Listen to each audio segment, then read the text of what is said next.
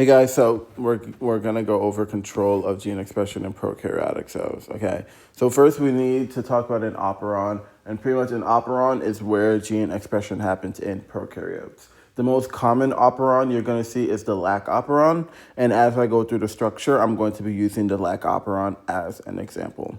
So the operator is the binding site of the repressor. Okay, when the repressor is brown, the operon is turned off.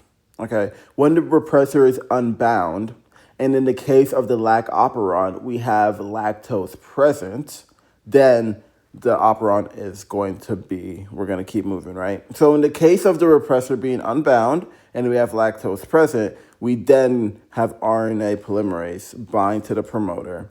And then we have different regulatory sequences that code for repressor protein. So we have like LAC-I would code for the repressive protein for the lac operon.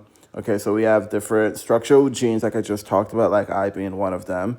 And then again, yes, inducible system, the lac operon. Okay, repressor is bound by default. Okay, so your operon, your repressor is going to be bound to the operon. The inducer binds the repressor gene expression on. It's negative control. Okay.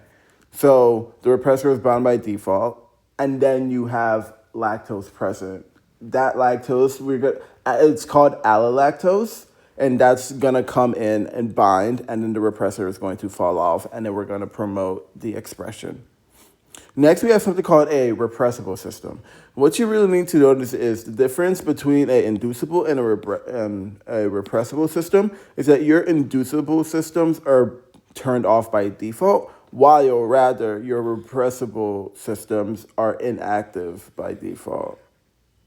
Okay, so that means that the repressor is not bound by default, meaning that the system is going. Okay, so in the lac operon, you need lactose for it to work, but in the TRP operon, it's working by default. Okay, and then a co-repressor binds, and gene expression is turned off. Okay, so this is feedback inhibition. So we're gonna go over 7.5 as well. So 7.5 is all about gene control in eukaryotic cells. So we have transcription factors. Transcription factors bind at the DNA promoter and enhancer regions. They're recruited by transcriptional machinery, aka RNA polymerase, right? Just a fancy way of saying RNA polymerase. So gene amplification. Okay, so enhancers, right? Let's go over what those are. Those are distant elements that boost transcription. I feel like this is easy to remember, right? Enhancers, they enhance transcription. Gene duplication. So these increase expression by copying genes. Again, duplication. And then regulation of chromatin structure. Now, this is probably the most important one as you prep for your MCAT. So when you have a acetyl group added on a histone, okay, transcription goes up. Okay. When you have a methyl group added on a histone, transcription goes down. Okay.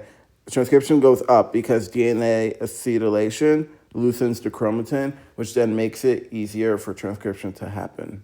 Rather, DNA methylation does the opposite. Okay? So next we're going to talk about the fluid mosaic model. So I see you in that video.